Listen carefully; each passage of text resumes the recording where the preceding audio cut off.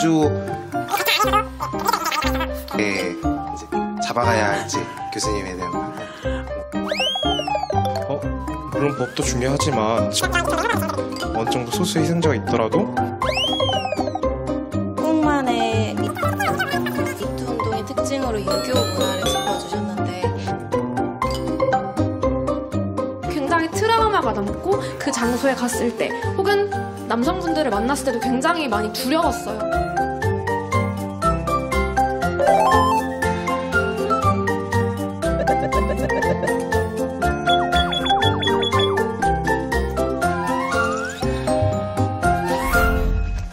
실제로 어떤 직장이나 아니면 특정 단체 내에서 미투 운동으로 인해서 오히려 여성들과의 자리나 모임을 기피하는 현상이 나타나고 있더라고요. 실제로 그런 문제점들을 이제 다시 한번 얘기를 해봐야 되지 않을까 싶습니다. 저도 펜스룰에 대해서는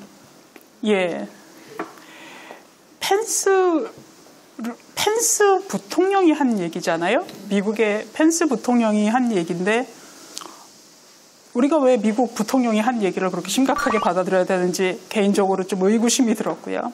이제 펜스 부통령이 캐톨릭에서 에반젤리칼이라는 이게 복음주의인가요? 조금 굉장히 보수적인 성향을 띈 분이고요. 그래서 펜스 부통령이 그런 얘기를 한 거는 아마 펜스가의 이제 부인이 싫어하거나 그런 문제가 있을 텐데.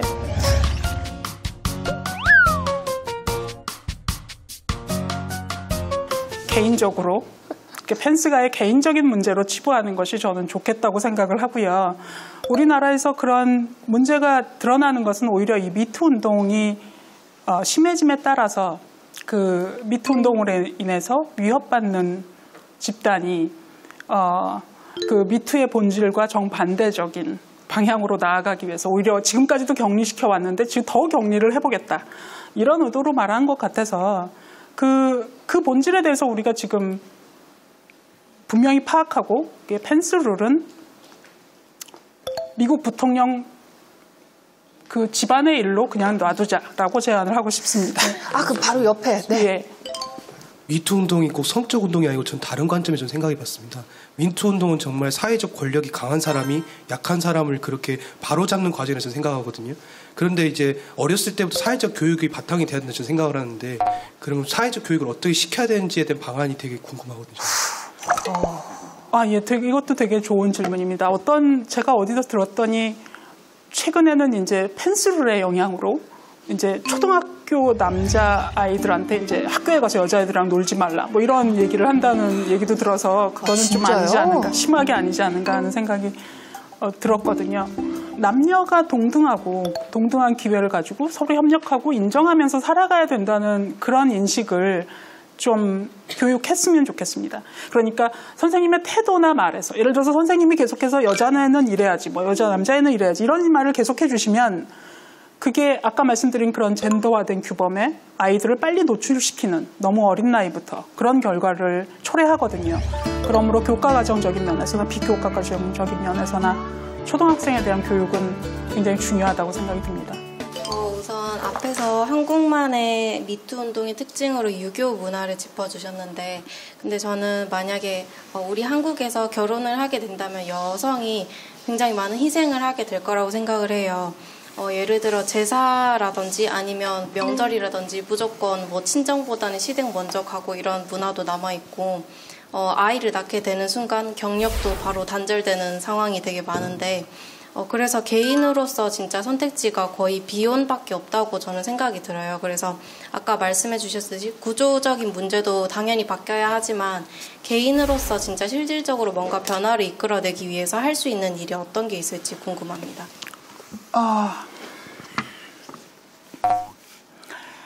여성 개인으로서요. 네.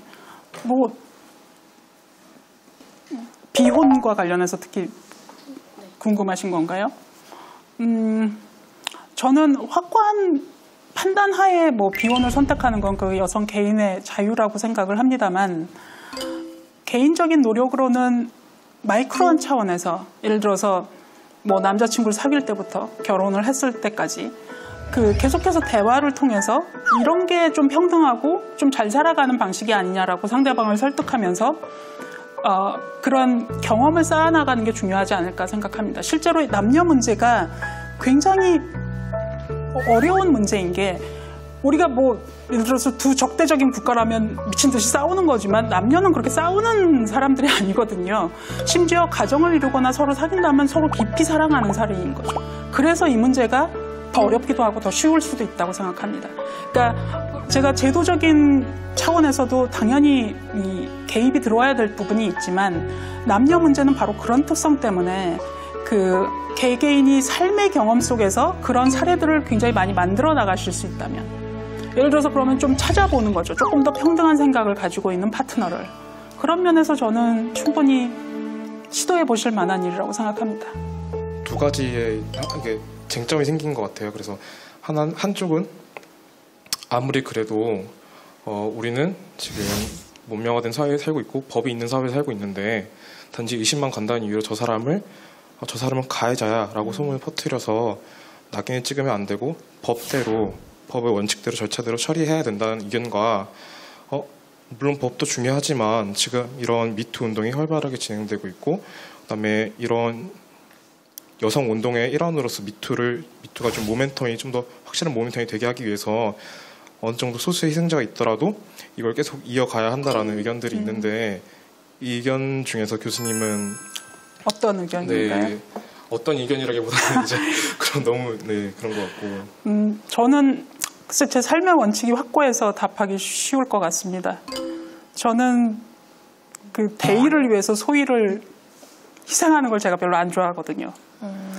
대의가 굉장히 중요하고 저는 이 운동이 끝까지 가고 저도 뭐 기여할 수 있는 바들을 기여를 하겠습니다만 뭐 무고한 희생자가 나오는 것은 별로 바람직하지 않다고 생각합니다.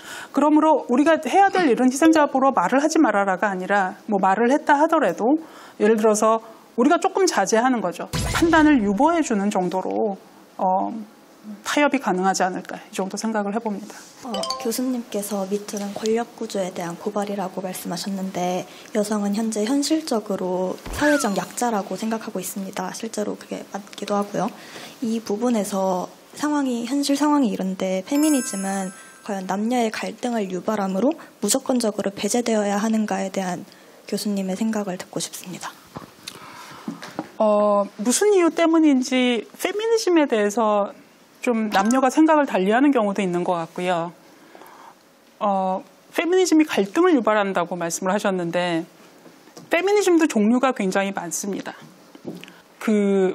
어떤 페미니즘의 측면이 갈등을 부각시킬 수는 있을지 모르지만 종류가 많음에도 불구하고 제 생각에 페미니즘이 지향하는 것은 남녀의 평등하고 온전한 삶 이런 거라고 생각을 해요. 페미니즘이 갈등을 유발한다는 데 대해서 좀 우리가 생각을 바꿨으면 좋겠다. 이런 답을 일단 드리고요. 다음 질문을 받도록 하겠습니다. 네, 예. 바로 앞에 계시네요. 예. 한국 사회에서는 나는 페미니스트다 하면서 페미니즘 운동을 하는 것에 대해서 굉장히 부정적으로 보고 너는 왜 이렇게 예민해? 라고 하는데 사실 그 과격도로 따지자면 한국은 굉장히 약한 소프트한 페미니즘 운동을 하고 있는데도 불구하고 왜 우리나라에서는 페미니즘 운동에 대해서 그렇게 부정적이고 그렇게 안 좋은 시각으로 좀 보는 사람들이 많은 것 같더라고요. 그 이유가 무엇인지 궁금합니다. 우리가 보통 지배적인 이데올로기라고 하는 것에 이제 가부장제 같은 게 들어있는데 아까 말씀드렸던 그런 한국 여성 운동 아니면 한국 사회의 그 특성으로 인해서 그게 너무나 공고한 것 같아요. 그래서 여성이 여성의 목소리를 낸다는 거에 대해서 그 반격이 너무나 강해서 그러면 페미니즘이 말씀하신 대로 솔직히 폭력적으로 나간 것도 아닌데 그에 대해서 이렇게 많은 반론이 존재하다니 충분히 문제 제기를 하실 수 있을 것 같고요. 저는 그게 어떤 면에서 우리가 아직 해결하지 못한 그 가부장제의 해체 문제랑 연결되어 있는 것 같습니다. 조금 우리 사회에서 우려가 되는 게 지금 흘러가는 양상이 미투 운동의 본질이 흐려지고 있지 않나라는 생각을 했어요. 오히려 그런 피해를 받았다고 말씀하시는 여성들에게 이제 그만해라 이런 여론도 있고 혹은 약간 뭐 좀 다르게 왜곡하시는 그런 분위기가 좀 만들어지는 걸 통해서 실제 그 피해자분들이 계속 목소리를 낼 수 있어야 하는데 지금 우리 사회는 조금 목소리를 내기가 다시 어려워지지 않을까 이런 우려가 됩니다. 그래서 미투 운동의 본질이 흐려지지 않기 위해서는 어떻게 우리 사회가 나아가야 한다고 생각하시는지 의견을 여쭙고 싶습니다. 예, 뭐 추가적으로 하실 말씀이 있으신 것 같은데요. 법의 테두리라는 말을 되게 많이들 사용을 하시잖아요. 그러니까 너가 성적으로 폭력을 당했으면 신고를 하면 되지 왜 신고를 안 하냐? 아니면 또는 지금 미투 운동이 일어나면서 되게 예전에는 여성 인권이 더 보장이 안 됐던 시기에 일어났던 일들을 지금 와서 얘기하시는 분들이 많이 계시잖아요. 그래서 저는 이 부분에 좀 집중을 해서 질문을 드리고 싶습니다. 일단 법적인 문제에 있어서는 공소시효가 지나서 지금 와서 용기를 내서 미투 운동을 했지만 법적인 처벌이 불가능한 경우가 있잖아요. 이런 경우에 있어서는 언론에다 얘기를 하고 하는 행동밖에 할 수 없는데 이런 행동들에 대해서는 어떻게 생각을 하시는지. 저도 좀 덧붙이고 싶은 게 와우, 있는데요. 네. 질문 폭발합니다, 오늘. 네. 이게 공소권이 이제 가해자가 자살을 해서 공소권이 사라지잖아요. 그렇지만 공소권은 사라져도 피해자가 받은 피해 사건은 사라지지 않는다고 생각을 해요. 그래서 이런 미투 운동은 관행적 만행이 관행이 된 이런 현상이 사라질 때까지 계속 되어야 된다고 저는 생각합니다. 아, 오늘 계속해서 의견이 저는 네. 교수님의 의견을 한번 여쭤보고 싶은데 여성분들이라면 살면서 한 번쯤은 불쾌한 경험을 겪어보신 적이 있을 거예요. 저 역시나 중학교라든지 고등학교, 대학교를 다니면서 한 번씩 불편한 경험이 있었습니다. 그런데 그때는 이걸 말해도 되나? 괜히 내가 예민한 사람이 되는 게 아닐까? 저도 당하기 전에 몰랐어요. 근데 어떤 분께서 이제 저를 몰래 만지고 갔을 때 신고를 해야겠다는 생각보다는 내 옷차림이 잘못되지 않았을까? 이런 생각이 먼저 들더라고요.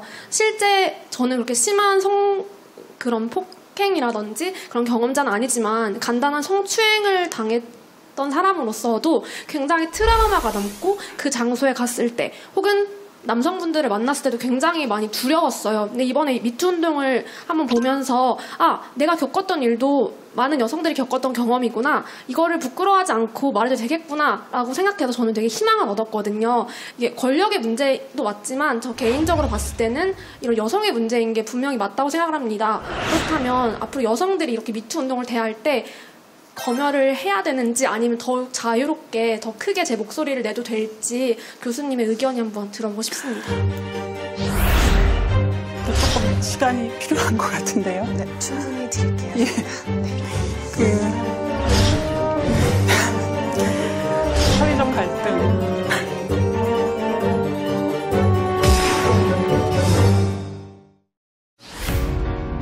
내리실 문은 5를 시작합니다. 울집. 이 특징은 뭔가 남을 도와주는 일들을 여자 목소리로 지금 해주고 있는 겁니다. 사회적인 성이 우리나라에서 너무 고착화됐다고 그래서 이제 미투 운동이 호응을 얻고 있는 것이라고 생각이 됩니다. 미투 운동 자체를 일종의 기득권으로 이용하고 있는 여자들이 더 많이 가져야 평등한 게 된다. 극단적인 방향으로 이제 몰고 가시는 분들이 좀 많더라고요. 유독 페미니즘에 대해서 엄격한 잣대를 들이밀고 너무나 억압받던 사람들이 목소리를 낼 때는 분출할 수밖에 없어요. 폭력은 폭력인 거예요. 오늘 빅뱅이 폭발할 것 같다. 캐스터 분들의 수준이 이렇습니다.